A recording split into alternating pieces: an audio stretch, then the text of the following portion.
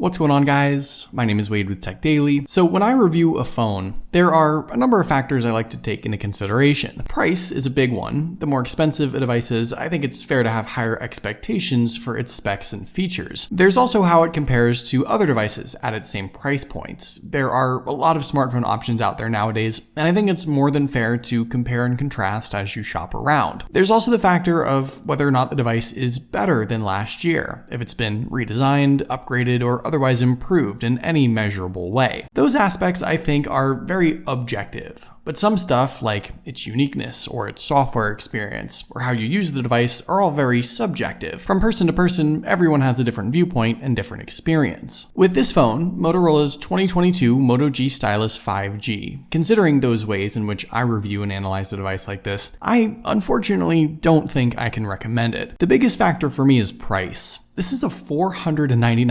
smartphone, and in that price range, there are countless other devices that are better in every measurable way than this one. For example, the Pixel 6a arguably has a better software experience, much more powerful processor, and a significantly better camera, and it's $50 cheaper. Samsung's A53 5G is better in all those same ways too, and it has a higher quality AMOLED display on top of all that. Compared to last year's Moto G Stylus 5G, this new 2022 version is improved, so that's a positive at least. You get a higher refresh rate display, a bit better processor, 2 more gigs of RAM, but apparently Motorola puts the price on those things at $100, since this phone is $100 more expensive than last year's version. And as far as uniqueness, there's no doubt that the Moto G Stylus is one of the few phones with a built-in stylus and some nice apps and software add-ons to pair with it. But it's not the only 2022 Moto G Stylus out this year. There's a non-5G Moto G Stylus that's half the price with slightly lower specs, sure, but it's certainly not half the phone. I'd get that one instead. But the Moto G Stylus in its dual form is also no longer the only budget or mid-ranger with a stylus either. TCL came to market with their Stylus 5G. It's cheaper, it offers more in the way of stylus apps, and if you have the option, I would definitely get that one over this one too. Now, pricing and comparisons aside, there's nothing really wrong with the 2022 G Stylus 5G itself, and I'm going to talk about my experience with it here over these last few weeks. The bottom line is just that taking into account a number of the factors I mentioned, I'm not really sure this phone is a good buy when you consider everything else that's out there. So physically, the Moto G Stylus I think is actually a pretty good looking phone. It's big, it's built well, and this fit and finish, seafoam green, is certainly eye-catching to say the least, but it's also available in the more traditional steel blue. At 6.8 inches, there's no doubt that this is a large and very tall smartphone. You get that slightly elongated aspect ratio, and while there's a noticeable bezel surrounding the display, the nearly 86% screen to body ratio you do get here is perfectly reasonable. Motorola goes back and forth between a corner selfie camera and center selfie camera. I don't care either way, and in the hand, while you certainly will have to stretch your finger and maneuver your grip a bit, if you've had any other G Stylus or any other big phone, you'll feel right at home. I think paired with the stylus, obviously, a big screen is sort of necessary, and having all this screen real estate is fairly nice. Around back, the seafoam green colorway sort of shimmers and shines in the right light, but don't let it fool you, it's an all plastic rear cover, not metal. Though like I said, it still feels nice. It's not cheap, it's not hollow, and it's held up well for me without a case. The sides and frame are thick and sturdy, they feel like metal at least, and the polished chamfered edges sort of finish off a faux premium look. The device is also what Motorola classifies as water repellent, so no official IP certification, but a little splash shouldn't hurt it. And taking a look around, one positive here is that unlike some other brands, Motorola at least hasn't taken away any of those core physical features that people like. You get a micro SD card slot for expandable storage, which is great. The headphone jack is still there at the bottom. There's a side-mounted fingerprint sensor, which to me is the superior setup. The former Motorola dimple around back wouldn't work on this tall phone, and an in-display reader is hit or miss on less expensive devices. The power button combo though is great, and for me, it's been fast and accurate, and I've had no issues. The element that's missing on this phone is just a better speaker setup. Motorola a couple of years ago brought a dual stereo speaker setup to their smartphones, and then just took that away for whatever reason. Doesn't make a whole lot of sense. We're back to the single downward speaker here, and while it's fine, it's just not as good as it could be. It would probably cost Motorola all of 12 cents to add a second speaker to their phones, and I don't understand why they refuse to do so now. Sorry that I fall away sometimes.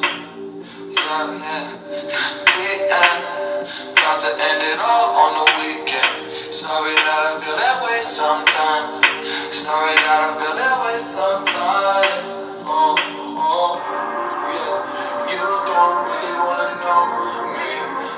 So let's talk about the Stylus, sort of the whole point of this phone. And to be totally honest, while I think it's great that Motorola continues to offer this setup, I think the excitement and intrigue that was once originally associated with it has definitely died down, mainly due to the fact that Motorola simply hasn't updated, improved, or otherwise changed anything about it in the last 3 years. The Stylus is still located at the bottom of the phone. It has that little clickable top that pops up and allows you to grab and pull it on out. This is a totally fine setup functionally. It works, it's easy to pull out and put back in. The Stylus pen itself is about the cheapest little thing they could have had. It's a thin metal stick with a blunt rubber tip, and that's all it really is. There's no buttons, no connectivity, there's nothing smart or special about it. That's how it's always been on Moto Stylus phones, and honestly, if it isn't going to be smart like a Note, I sort of wish it were at least thicker, bigger, nicer, with a different design, a sharper tip, just a higher quality pen, or at least showed me something that indicates Motorola made or at least chose this pen for this phone, instead of seemingly utilizing an unbranded fraction of a penny generic metal stylus that's been around for as long as smartphones have existed. Now, as far as actually using the stylus with the phone, there's a number of things you can do. For starters, you can just tap and interact with your phone normally as you would your finger, and aside from maybe being easier to use for some people, I could also see this being beneficial for typing or tapping on particularly small icons and things on screen. There's also the writing element, of course. So for example, you can actually write instead of type on the keyboard, and this is an interesting feature. It's kind of awkward, it's much slower than using your thumbs to type, but again, if some people prefer to write, at least it's an option. Motorola, of course, also has a dedicated shortcut menu to all the Stylus apps and add-ons, and this little menu pops up whenever you withdraw the stylus. Unfortunately, these are all the same sort of features that have been on this phone for the past 3 years, and Motorola has done little, if anything, to change or otherwise improve what's offered. There's still the standard Moto Notes app, which you can also access straight from the lock screen. There's a coloring book, there's a screenshot and screen recording shortcut. In total, there's maybe 5 or 6 apps that Motorola offers that are geared specifically for stylus use, or are at least related to the stylus. But the real benefit here is that you can add any shortcuts to any apps, stylus specific or not, to this menu. So Google's Keep Notes is added here, for example, and a third-party sketchbook. You could have Nebo or any other app you personally prefer. And considering what little Motorola gives you, I would say that most people will probably install and utilize their own preferred stylus apps. In addition to the apps being the same, the actual writing and drawing experience is also unchanged from previous years. This is a very basic stylus setup, so what you experience is quite a bit of a lag and delay from the line on screen to the actual tip of the pen. Lines and letters aren't always smooth. You sometimes have to write more slowly and precisely than you would otherwise. It takes some getting used to, and over time you'll be able to write and draw more clearly, but I just don't think this is really up to today's standards. Now, I think the main justification for this rudimentary stylus experience is the fact that this isn't a flagship phone, obviously. It isn't comparable to a Samsung Note or an Apple Pencil on the iPad, but it's still supposed to be a $500 phone, right? And I think at that price point, and considering this is solely and specifically a stylus smartphone, it's time to give folks something better. Like I said, this stylus setup has not changed at all in the last 3 years. And comparably, this is the same stylus experience you get on the $250 TCL stylus and the $299 non-5G Moto G stylus. All in all, if you are a stylus smartphone user and you've had a G stylus or maybe LG Stylo before, you know what you're getting here. I just think that once again, factoring in price and comparing what's out there,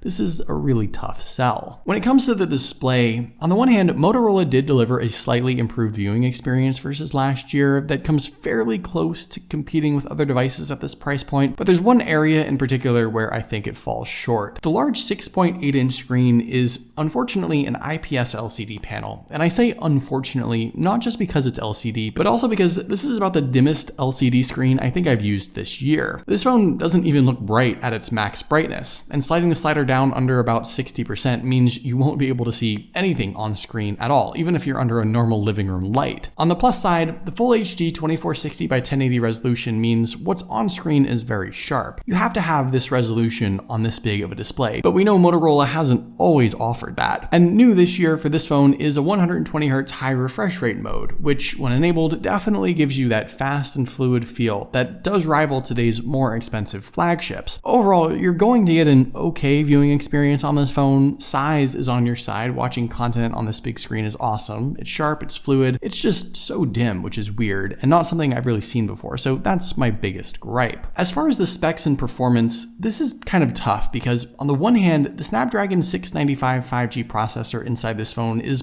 pretty decent, and paired with 6 or 8 gigs of RAM, I think most people will find this phone to be powerful enough for their needs. But when you look at what all you can get elsewhere for the same price, this spec looks a lot less appealing. I'll also say that while I didn't personally have any outright performance issues, this phone at times would be a bit jittery, I guess you could say. In-app scrolling, even on just regular old YouTube and Twitter, sometimes would be choppy. Animations as a whole on these Moto phones with Motorola's Android skin haven't always been the best, and I have sort of a love-hate relationship with Moto's take on Android. It's simple and straightforward, but very dated, and at least this phone gets Android 12, which I realize shouldn't be an accomplishment since Android 13 is probably a month or two away, but let's be honest, Motorola has never been on top of their software. I just think that from a performance standpoint, while this would otherwise be a perfectly fine and capable device for most people, if performance and speed and gaming especially are specifically what you value most, there is a lot better value out there, even for Motorola for that matter. I think last year's one 5G Ace had a Snapdragon 750 inside. And this is just another reason why I say that for $500 in today's smartphone world, this phone definitely has some trouble competing. I will say that one thing Motorola always gets right with their phones is the battery. This Moto G Stylus has a big beefy 5000 mAh battery inside, and with that you should absolutely be getting more than a day's use on a single charge. I've experienced better than average battery life with my usage, and I think some people might very well be able to keep this phone off the charger for up to 2 days at a time, which is good since the charger you do get with this phone isn't very fast. This phone does support Quick Charge 3.0 though, so I recommend getting yourself a bigger, more powerful charging brick, but hey, at least these charging accessories are still included in the box. Finally, when it comes to the cameras, Motorola I think has done a great job offering tons of shooting modes and features that go beyond its mid-tier classification, and they actually removed some camera hardware that I totally agree with. Around back, we now have a slightly upgraded 50 megapixel main lens, paired to the same 8 megapixel 118-degree ultra wide as before, and a 2 megapixel depth sensor for portrait pics. Gone now is the macro lens, and like I said, I'm totally fine with that. I never understood why phones kept having it in the first place. The selfie camera up front appears to be the same 16 megapixel shooter as last year, and like I mentioned, inside the camera app, there are a lot of great modes and add-ons that really let you make the most of the camera setup. Night vision is a must-have. Ultra res, which uses the full 50 megapixel main lens, is great for extra detailed shots. Dual camera capture is perfect for vlogs. There's time-lapse and pano. The zoom capabilities are a bit lacking, just 8 times digital, and there's no 4K video recording, just 1080-60. But while Motorola has never really been a leader in camera tech, what they do deliver here is, I think, an above average setup even for the price, and the actual results are better than expected. Can you still tell this is a mid-tier phone? Absolutely. Will this outshoot a Samsung or Pixel or iPhone? Definitely not, but it isn't that cheap, budget-looking, detailless, overexposed, or fuzzy-looking end results. These are decent pictures that I think most everyone would be happy about. So I feel like I've reiterated this point way too many times now, but for $499, the 2022 Moto G Stylus 5G is just a really tough sell. With the core elements of this phone, the screen, the processor, the software, the camera, there are plenty of other $400 to $500 devices out there that beat it in every category. With its special feature, the Stylus, not only has it not been improved since the very first G Stylus, but this phone isn't even the only stylus device out now. The non-5G Moto Stylus undercuts it by a few $100s,